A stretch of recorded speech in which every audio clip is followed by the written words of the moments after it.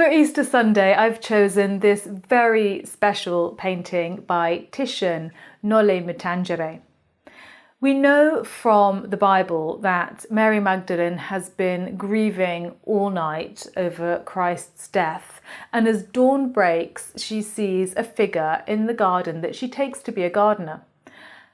It's not until this figure speaks to her that she recognizes that it is in fact Jesus Christ, and this is the moment that Titian has chosen to depict in this work.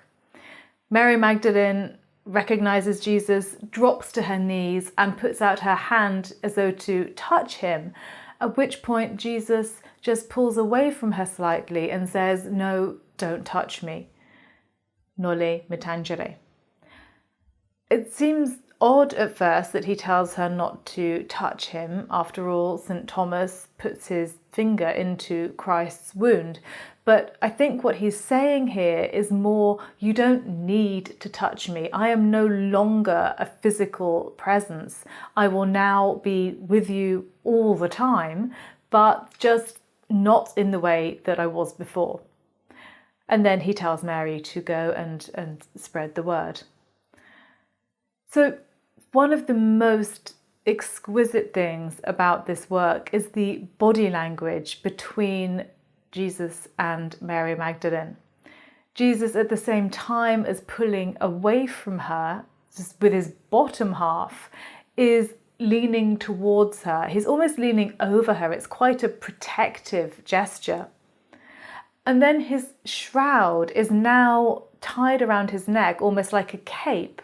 And this cape billows out to the side of his body, creating an area of darkness that I think really speaks to his immateriality. There is absolutely the sense of a void here, of the fact that he is no longer going to be a physical presence. I'm always struck as well in this painting of the beauty and the delicacy and the calmness of Mary Magdalene. She must have millions of things running through her mind all at this same moment, but yet she is just looking with Christ with wonder and reaching out with one hand whilst the other hand is on her jar of ointment, which reminds us, of course, that she once anointed Christ's feet. And I think of the bond, of the close friendship between Christ and Mary Magdalene. So the focus of this painting is absolutely on this interaction between Jesus and Mary Magdalene. But that isn't to say that the landscape doesn't play an important role. It is decidedly Italianate. Titian was from Venice, and it was commonly thought that if you depicted a landscape that your contemporary audience would recognize, then it brought them closer to the biblical narrative. But here, look at the way in this Italianate landscape, the tree behind Christ and the bush behind Mary Magdalene replicate their poses. So it's almost as though this landscape, that nature has recognized the importance of the encounter taking place here.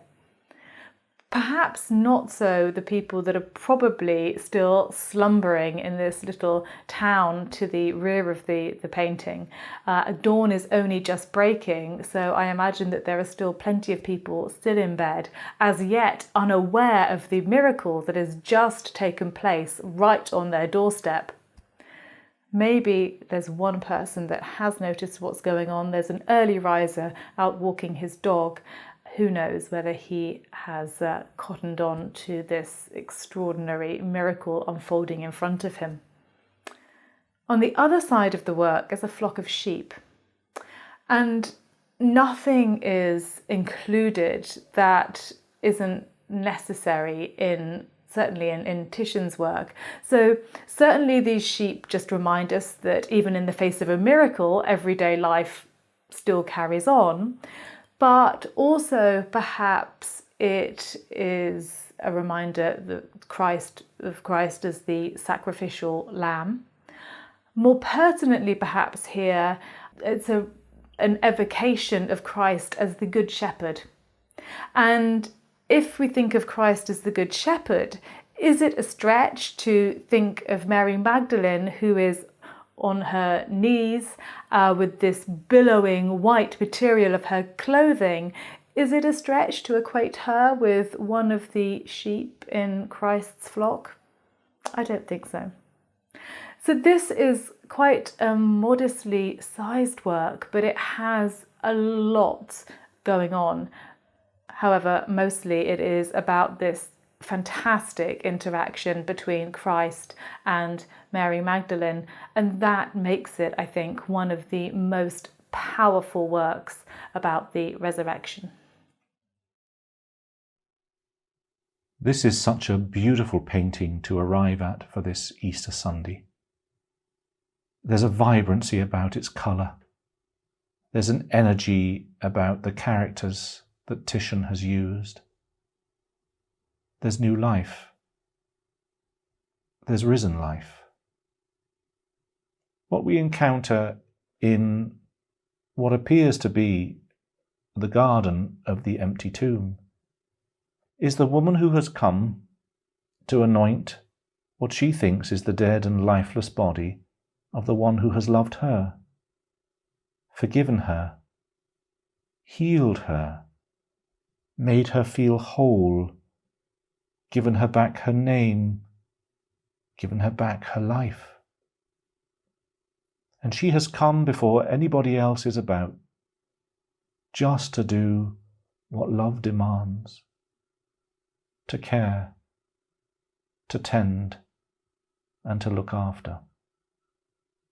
But that little pot of ointment is no longer needed, as she encounters one whom she thinks is the gardener. But maybe it's not that narrative that Titian is interested in. I love the way that Mary is on her knees in that sense of worship and adoration, recognizing who Jesus is, only because he calls her by her name. He knows her. And she seems to know, doesn't she, the tones of his voice. She knows that word of love that is spoken. But she's reaching out, wanting to touch. Like Thomas, does she want to sort of make sure it's not a ghost? Or is her hand extended in that desire to caress? He is kind of shifting out of the way, not wanting to be touched. There's an awkwardness about the way Jesus stands. But he is trying to avoid her touch. Do not touch me. Do not cling to me. What I find when I look at the Magdalene is the contrast of colours.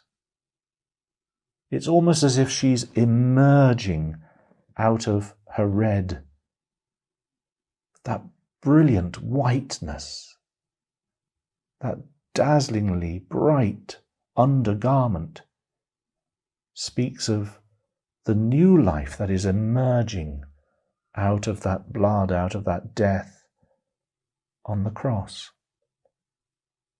And Jesus is there clad in those simple white garments, the shroud that had covered his torn and broken body, but it's a body that doesn't look torn and broken now. There is something of a newness. There is something of an abundance of life in him. Creation itself is part of redemption's story. That making all things new is part of the narrative of the resurrection. There's something life abundant about this painting. And it is a painting that is ebullient with joy. Mary can't get over that the one she had lost is the one that she has now found. she encounters her beloved, and most naturally she wants to touch him. But he has not yet ascended. And we are not to cling to him, but to encounter him in those around us, to see him in the faces of others, to reach out to him in those in need. Christ has no body now but yours.